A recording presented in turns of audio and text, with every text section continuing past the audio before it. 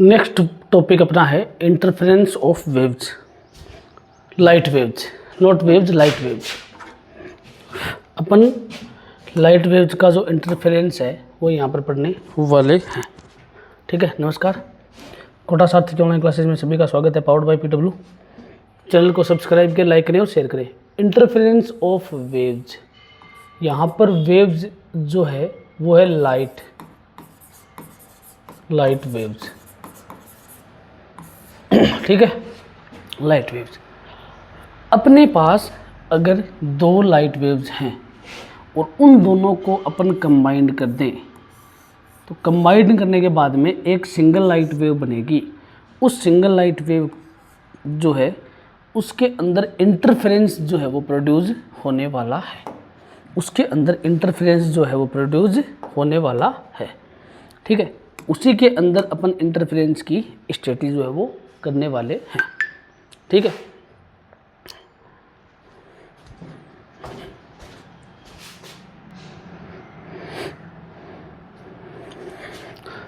तो अपने पास same speed,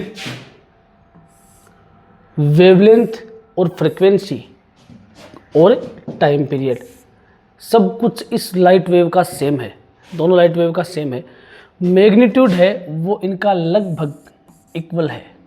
ठीक है, और दोनों सेम डायरेक्शन में 5 फेज एंगल या फेज डिफरेंस के साथ प्रोपोगेट हो रही है, चल रही है। ठीक है, ट्रेवल हो कर रही है। ठीक है, फर्स्ट लाइट वेव है वो अपने पास है E1 = A sin omega t, और सेकेंड लाइट वेव है वो है अपने पास B sin omega t plus phi. ये है अपने पास सेकेंड लाइट वेव। इसके अंदर फाई जो है वो होता है अपना फेज डिफरेंस, फेज डिफरेंस। ठीक है, ओमेगा जो है वो है अपने पास एंगुलर फ्रीक्वेंसी। ओमेगा है वो अपने पास एंगुलर फ्रीक्वेंसी। आ गई बात समझ में? ठीक है, अब इनमें से एक लाइट रे है वो तो है E1 = A sin omega T. दूसरी में ये फेज डिफरेंस है फाई प्लस फाई मीन्स ये जो सेकंड लाइट रे है ये कुछ एंगल आगे चल रही है। फाई फेज डिफरेंस या फाई एंगल जो है वो ये आगे चल रही है। E1 E2 है, ये है दो light waves. Sound wave 11th class में, लाइट वेव्स 12th क्लास में लाइट वेव्स। ठीक है, दोनों को हम सुपरइम्पोज करेंगे। प्रिंसिपल ऑफ सुपरपोजिशन का मतलब होता है दोनों के डिस्प्लेसमेंट को ऐड कर देंगे। इसका डिस्प्लेसमेंट E1 है, इसका डिस्प्लेसमेंट E2 है, दोनों को ऐड किया। ऐड करने के बाद में अपने पास वैल्यू क्या आ गई? A sin omega t plus B sin omega t plus phi, B sin omega t plus phi. अब B sin omega t plus phi जो है इसको ओपन करेंगे अपन, इसको ओपन करेंगे तो ये sine A cos B plus cos A sine B, ये फॉर्मूला यहाँ पर अप्लाई हो जाएगा। ठीक है, और इनके साथ हम B को मल्टीप्लाई करेंगे अंदर। मल्टीप्लाई करने के बाद में अपने पास जो इक्वेशन आएगी वो आएगी E = A + B cos phi sine omega t plus B sin phi cos omega t. ठीक है, अब A + B cos omega t यहाँ पर जो दिखाई दे रहा है आपको, A + B cos फाई, इसकी जगह हमने सपोज कर लिया A cos थीटा, और B sin फाई इसकी जगह सपोज कर लिया B sin थीटा। ठीक है, ये दोनों वैल्यूज़ यहाँ पुट करेंगे। A + B cos थीटा की जगह पुट करेंगे A cos थीटा, और A sin phi B sin phi इसकी जगह हम पुट करेंगे A sin theta, A sin theta. ठीक है, दोनों को पुट किया। पुट करने के बाद में अपने पास फाइनल जो इक्वेशन है वो ये आने वाली है, E = A sin omega t plus phi. ठीक है, इस इक्वेशन से अपने पास ये इक्वेशन आ गई। ये अपने पास फाइनल या रिजल्टेंट डिस्प्लेसमेंट जो है वो यहाँ पर आया है। ये जो इक्वेशन है ये रिजल्टेंट डिस्प्लेसमेंट की इक्वेशन जो है वो यहाँ पर आई है। ए जो है वो है यहाँ पर एम्पलीट्यूड, और थीटा क्या है? Resultant phase difference. ठीक है, थीटा क्या है? Resultant phase difference. तो अपने पास जो रिजल्टेंट फेज डिफरेंस थीटा है वो यहाँ पर आने वाला है। अब रिजल्टेंट एम्पलीट्यूड है वो है यहाँ पर ए।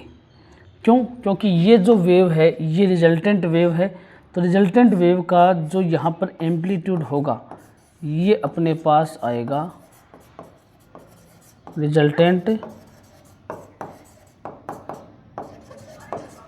एम्पलीट्यूड। रिजल्टेंट एम्पलीट्यूड उसकी वैल्यू आएगी a square plus b square plus 2ab cos phi under root, ठीक है, कोस फाई अंडर रूट। और यहाँ पर टेन थीटा या डायरेक्ट रिजल्टेंट फेज की वैल्यू निकालें अपन, थीटा की वैल्यू निकालेंगे तो इस इक्वेशन में इस इक्वेशन का डिवाइड कर देंगे, मीन्स ए साइन थीटा जो है उसमें ए कोस थीटा का अपन डिवाइड कर देंगे। डिवाइड कर देंगे तो वैल्यू अपने पास आपको पता ही है बी साइन फाई अपॉन ए प्लस बी कोस फाई, ठीक है। ये वैल्यू यहाँ पर आने वाली है, कैंसिल कैंसिल, इसकी वैल्यू किसके इक्वल हो जाएगी, टेन थीटा के इक्वल, जो यहाँ पर दर्शाई गई है आपको, ठीक है ना। इसकी वैल्यू जो है वो टेन थीटा के इक्वल हो जाएगी, जो यहाँ पर आपको शो की गई है। Tan theta equal to B sine phi वगैरह वगैरह, ये रिजल्टेंट फेज आ गया अपने पास। इस तरीके से दो साउंड वेव वो चलेगी, सॉरी लाइट वेव वो चलेगी। इसका ओरिजिनल कंपोनेंट कोस, वर्टिकल कंपोनेंट साइन वगैरह वगैरह, ये सब आप देख सकते हो। नेक्स्ट अपन बात करते हैं इंटेंसिटी, कि लाइट वेव की जो इंटेंसिटी है वो क्या होती है, ठीक है। इंटेंसिटी की अपन बात कर लेते हैं। इंटेंसिटी का अपने को पता है कि कोई भी लाइट वेव है उसकी जो इंटेंसिटी होती है वो हमेशा उसके एम्पलीट्यूड के डायरेक्टली प्रोपोर्शनल, स्क्वायर के डायरेक्टली प्रोपोर्शनल होती है, ठीक है। तो एम्पलीट्यूड अपने पास ए की वैल्यू होती है a square plus b square plus 2ab cos phi, directly proportional कर दिया, ठीक है। तो अपने पास जो रिजल्टेंट इंटेंसिटी यहाँ पर आएगी वो आएगी अपने पास I1 plus I2 plus 2 under root I1 under root I2 cos phi, under root I1 under root I2 cos phi, ठीक है। ये रिजल्टेंट इंटेंसिटी का अपने पास फॉर्मूला जो है वो आ चुका है। अब इसमें दो कंडीशन आती है, एक तो आती है कंस्ट्रक्टिव इंटरफेरेंस की, दूसरी आती है डिस्ट्रक्टिव इंटरफेरेंस की।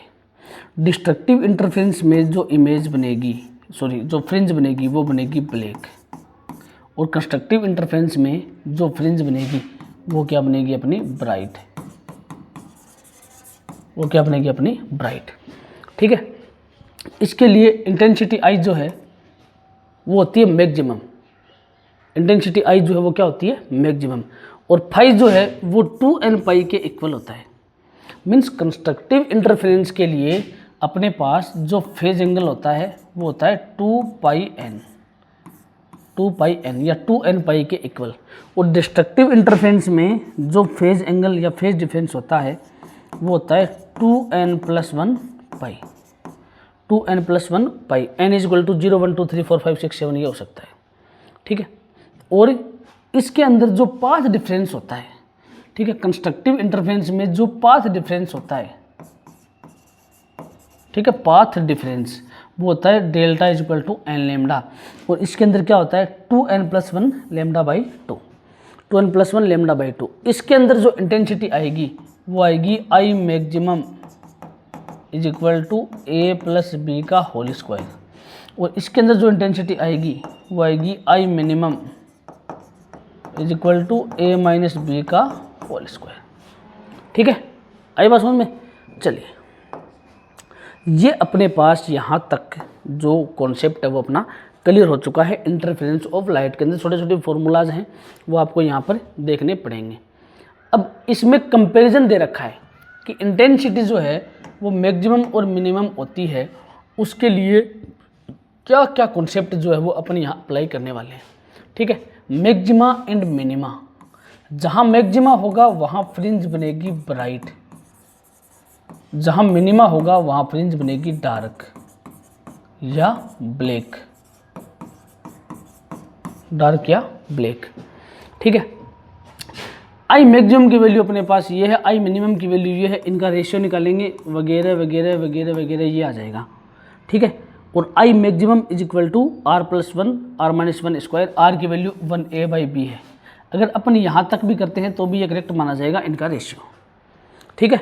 और ये एम्पलीट्यूड्स का रेशियो जिसको अपन ने स्मॉल r जो है वो यहाँ पर सपोज कर लिया है, ठीक। ठीक है, वो यहाँ पर अपन ने यहाँ पर क्या केस को सपोज कर लिया है। ठीक है, next relation between intensity I, amplitude A of the wave and width W of the slit. ठीक है, स्लिट का मतलब होता है कोई छेद, ठीक है, कोई होल जिसको अपन बोलें तो यहाँ पर जो इंटेंसिटी है वो एम्पलीट्यूड के स्क्वायर के डायरेक्टली प्रोपोर्शनल होती है, एम्पलीट्यूड। ठीक है, अब यहाँ पर अपना जो एम्पलीट्यूड है वो इसकी विड्थ के अंडर रूट के डायरेक्टली प्रोपोर्शनल होता है, amplitude directly proportional to width W. ठीक है, तो इनके बीच में रिलेशन आएगा intensity I1 by I2, A1 square amplitude A2 square equal to width W1 by W2। Width का मतलब होता है उसकी चौड़ाई। ठीक है, अब है यंग डबल स्लिट एक्सपेरिमेंट, बहुत ही इंपॉर्टेंट टॉपिक, यंग का डबल स्लिट एक्सपेरिमेंट। तो यंग डबल स्लिट एक्सपेरिमेंट में होता क्या है वो अपने को थोड़ा सा देखना है कि यंग के डबल स्लिट एक्सपेरिमेंट में क्या होता है। डबल स्लिट का मतलब होता है दो छेद या दो जीरी, ठीक है ना, दो छेद या दो जीरी। ये रही double slit, single slit, double slit. ठीक है, ये रही अपनी सिंगल स्लिट और ये रहा अपना लाइट का सोर्स। ये जो है ये क्या है अपना लाइट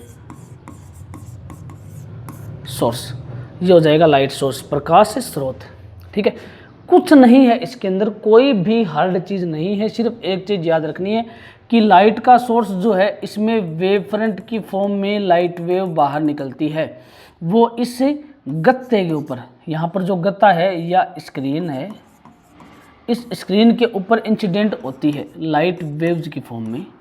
ठीक है, और यहाँ से जो लाइट रे बाहर निकलेगी वो इस डबल स्लिट के ऊपर इंसिडेंट होती है, क्योंकि यहाँ पर बीच में छिद्र है तो इस छेद से भी लाइट वेव्स या लाइट रेज जो है वो बाहर निकलेगी, वो इस डबल स्लिट पे जो है वो इंसिडेंट होगी और डबल स्लिट से दोबारा लाइट वेव बाहर निकल के स्क्रीन के ऊपर या दीवार के ऊपर, स्क्रीन दीवार पर्दा कुछ भी मान लो, इसके ऊपर डार्क ब्राइट डार्क, जैसे ये है ये डार्क फ्रिंज है, ये होगी अपनी ब्राइट फ्रिंज, ये होगी ब्लैक या डार्क, ये होगी अपनी ब्राइट फ्रिंज, ये हो जाएगी अपने पास दोबारा ब्राइट, ये हो जाएगी अपने पास डार्क। ठीक है, तो स्क्रीन के ऊपर ये तो सिंपल सा कॉन्सेप्ट है कि लाइट वेव जो है वो सिंगल स्लिट पे इंसिडेंट हुई, यहाँ से डबल स्लिट पे हुई, डबल स्लिट से बाहर निकल के और स्क्रीन के ऊपर जो है वो इमेज जो है वो बना देती है। ठीक है, अब ये तो हो गई अपने पास एक एक्सपेरिमेंट। यहाँ अपन लेंगे रियल में, रियल व्यू, ठीक है, जिसको बोलते हैं कि एक्चुअल में ये एक्सपेरिमेंट कैसे हुआ। तो एक्चुअल में अपने पास दो स्लिट थी, एक स्लिट S1 दूसरी स्लिट S2, स्लिट मतलब कोई छिद्र, और ये है अपने पास लाइट का सोर्स। ठीक है, ये हो गया अपने पास लाइट का सोर्स। ठीक है, इस लाइट सोर्स से लाइट जो है वो वेव फ्रंट की फॉर्म में बाहर निकलते हुए in double slit S1 S2 पे इंसिडेंट होती है और S1 S2 के बीच की डिस्टेंस होगी अपने पास D, मतलब सोर्सेज के बीच की डिस्टेंस होगी स्मॉल d, और सोर्सेज से या स्लिट से स्क्रीन की जो डिस्टेंस है वो यहाँ पर है कैपिटल D। तो जहाँ पर अपना इंटरफेरेंस पैटर्न बनता है, ये जो पैटर्न बना है इसको हम इंटरफेरेंस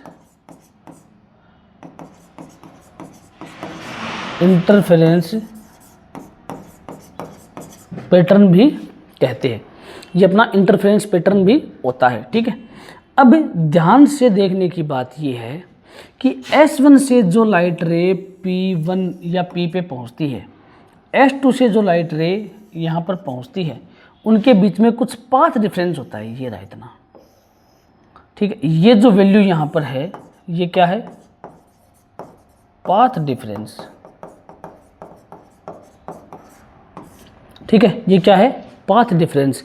और पाथ डिफरेंस आपको पता है, तो पाथ डिफरेंस जो है वो constructive interference means bright fringe के लिए जो है वो होता है एन लेमडा, और डार्क फ्रिंज के लिए या डिस्ट्रक्टिव इंटरफेरेंस के लिए क्या होता है 2n+1 लेमडा बाई 2, ये होता है डिस्ट्रक्टिव इंटरफेरेंस के लिए। ठीक है, तो P के ऊपर लाइट वेव्स पहुंच रही हैं। ठीक है, Y जो है वो है फ्रिंज की डिस्टेंस, मतलब P के ऊपर जो लाइट वेव पहुंची या P के ऊपर जो फ्रिंज बनेगी, फ्रिंज मतलब एक पट्टी से, ठीक है ना, एक पट्टी सी। जैसे अपने घर में किवाड़ होते हैं, विंडोज़ होती है, उनके बीच में कोई जीरी रह जाती है, लाइट इंसिडेंट करवाई किवाड़ के ऊपर तो वो जीरी दीवार के ऊपर अपने को दिखाई देती है लाइट की फॉर्म में, ठीक है। तो उसको अपन बोलते हैं फ्रिंज, वही अपनी क्या होती है, फ्रिंज, ठीक है। ओ है अपने पास बीच में एक पॉइंट। अब S1 से O की डिस्टेंस, S2 से O की डिस्टेंस, दोनों की डिस्टेंस है सेम, दोनों के बीच में कोई पाथ डिफरेंस नहीं है, कोई पाथ डिफरेंस नहीं है दोनों के बीच में। और यहाँ पाथ डिफरेंस आएगा, इस पॉइंट P पे पाथ डिफरेंस आएगा कितना, ये पाथ डिफरेंस इतना आएगा डेल्टा, ठीक है। अब डेल्टा कंस्ट्रक्टिव के लिए अलग होता है और डिस्ट्रक्टिव के लिए अलग होता है, ठीक है। ये अपन यहाँ कैलकुलेट कर लेंगे, ठीक है। y जो है वो है fringe distance, fringe distance, y जो यहाँ पर क्या है, फ्रिंज डिस्टेंस, ठीक है। अब अपन बात करते हैं कि इसके अंदर जो पाथ डिफरेंस है उसकी वैल्यू कितनी होती है, ठीक है। पाथ डिफरेंस की जो वैल्यू है वो इसके अंदर कितनी होती है वो अपने को यहाँ पर देखना है, ठीक है। तो इसके अंदर मैं डायरेक्ट बता रहा हूँ आपको, सॉल्यूशन वगैरह PDF वगैरह वो आपके पास है, उसमें कोई दिक्कत नहीं है, ठीक है। मैं खाली आपको कॉन्सेप्ट समझा रहा हूँ इसका, बाकी ये मटेरियल सबसे ज़्यादा स्टूडेंट्स के पास ही रहता है, कहीं भी मिल जाएगा आपको। मेरा काम है आपको जो कॉन्सेप्ट है वो समझाना, ठीक है। तो S1 S2 मैंने बताया था, S1 S2 से लाइट वेव जो P पे पहुंचती है उनके बीच में फेज डिफरेंस और पाथ डिफरेंस दोनों होते हैं, ठीक है। तो पाथ डिफरेंस अपन कैलकुलेट करेंगे S2P माइनस S1P, और इसको सोल्व करेंगे तो अपने पास जो पाथ डिफरेंस आएगा वो आएगा YD/D, ठीक है। Y क्या हो गई, फ्रिंज डिस्टेंस, पहले भी एक्सप्लेन कर चुका हूँ मैं, फ्रिंज डिस्टेंस। D अपने पास क्या है, S1 और S2 के बीच की डिस्टेंस, और D क्या हो गई, पर्दे की या स्क्रीन की डिस्टेंस, ठीक है। अब ब्राइट फ्रिंज, ब्राइट फ्रिंज अगर P पे ब्राइट फ्रिंज बनती है तो ब्राइट फ्रिंज के लिए जो कंडीशन होती है पाथ डिफरेंस की वो होती है n लैम्डा, मैंने बताया था, एक्सप्लेन कर चुका हूँ मैं। ब्राइट फ्रिंज के लिए जो कंडीशन होती है पाथ डिफरेंस की वो होती है n लैम्डा, और डार्क फ्रिंज के लिए अगर P पे डार्क फ्रिंज बने तो उसकी जो कंडीशन होती है पाथ डिफरेंस होता है वो होता है 2n+1 λ/2। ये होता है डिस्ट्रक्टिव इंटरफेरेंस में, और ये होता है कंस्ट्रक्टिव इंटरफेरेंस के अंदर, ठीक है। तो इस कंडीशन में अपने पास y की जो वैल्यू है वो n λD/D रहेगी, क्योंकि अपन यहाँ पर n की वैल्यू पुट कर देंगे, और अपने पास y की वैल्यू इस कंडीशन में क्या रहेगी, 2n+1 λ/2D, ठीक है। अब n = 0 पे ये वैल्यू आएगी, यहाँ n = 0 पुट कर देंगे, n = 1 पे ये वैल्यू आएगी, n = 2 पे ये वैल्यू आएगी, अलग अलग वैल्यूज आएगी, आप इसको पुट करके देख सकते हो। और ऐसा ही आपको कंस्ट्रक्टिव इंटरफेरेंस की कंडीशन जो है उसके अंदर करना है, ठीक है। ऐसा कैसा आपको कंस्ट्रक्टिव इंटरफेरेंस की जो कंडीशन है उसमें करना है, आपको खाली इसमें वैल्यूज़ पुट करनी है। तो वैल्यूज़ पुट करने के बाद में आपके पास जो फ्रिंज डिस्टेंस है वो आ जाएगी कि n = 0 पे फर्स्ट ब्राइट फ्रिंज कहाँ बनेगी, n = 1 पे फर्स्ट ब्राइट फ्रिंज कहाँ बनेगी, इतनी डिस्टेंस पे बनेगी, n = 2 पे सेकंड ब्राइट फ्रिंज कहाँ बनेगी। ऐसा ही कॉन्सेप्ट यहाँ है, n = 0 पे फर्स्ट डार्क फ्रिंज कहाँ बनेगी, n = 1 पे सेकंड डार्क फ्रिंज है वो कहाँ बनेगी। इस तरीके से फ्रिंजेस जो है वो बनती जाएगी, ठीक है। अब यहाँ पर अपने पास एक्सप्रेशन आई है डार्क फ्रिंज की, ठीक है। तो डार्क फ्रिंज की फ्रिंज विड्थ, तो डार्क फ्रिंज की जो फ्रिंज विड्थ है वो ब्राइट के इक्वल होती है, ठीक है। मैं ये मानता हूँ कि फ्रिंज विड्थ जो है उसको बीटा से डिनोट करते हैं और वो λD/D के इक्वल होती है। फ्रिंज विड्थ जो है वो λD/D के इक्वल होती है, फ्रिंज विड्थ λD/D के इक्वल होती है, डार्क के लिए भी सेम और ब्राइट के लिए भी सेम, दोनों के लिए फ्रिंज विड्थ है वो सेम होती है। और इससे एक कंडीशन और आ जाएगी कि बीटा जो है वो लैम्डा के डायरेक्टली प्रोपोर्शनल होती है, और बीटा जो है वो D के डायरेक्टली प्रोपोर्शनल होती है, और बीटा जो है वो 1/D के इन्वर्सली प्रोपोर्शनल होने वाली है, ठीक है।